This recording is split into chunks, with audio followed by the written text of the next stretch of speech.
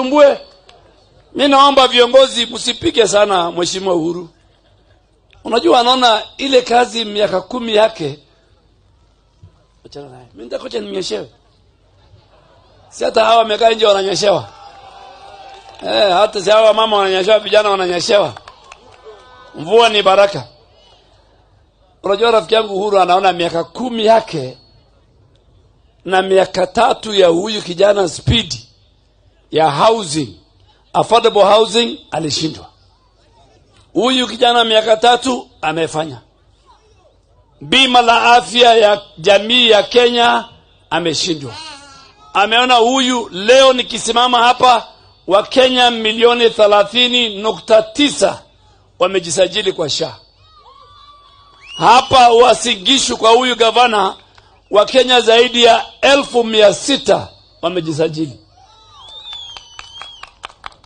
Mahospitali ya private, public and faith-based hapa including MTRH hapa Eldoret wamepata zaidi ya pesa bilioni 4.7 kutoka SHA.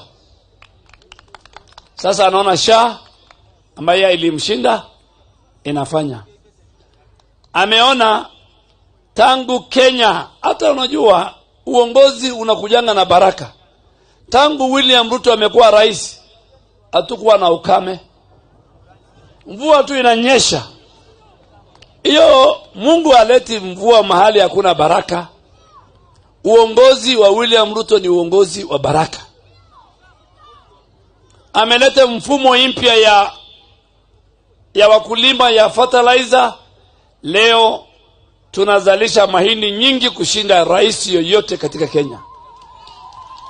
Leo bei ya majani chai na kahawa imeenda 4 times kwa bei. Leo mara ya kwanza viwanda ya sukari zinafanya kazi. Kenya iko na sukari nyingi. Kwa miaka 3 amesawazisha paka economy yetu iko sawa. Shilingi kwa dola, wafanyabiashara wako hapa. Haijawahi kuonekana Kenya tangu dunia imeanza dola imesimama mahali moja for 3 years. At least 2 years. 129, 130 to the dollar. Kama wewe ni mfanyabiashara, wewe hiyo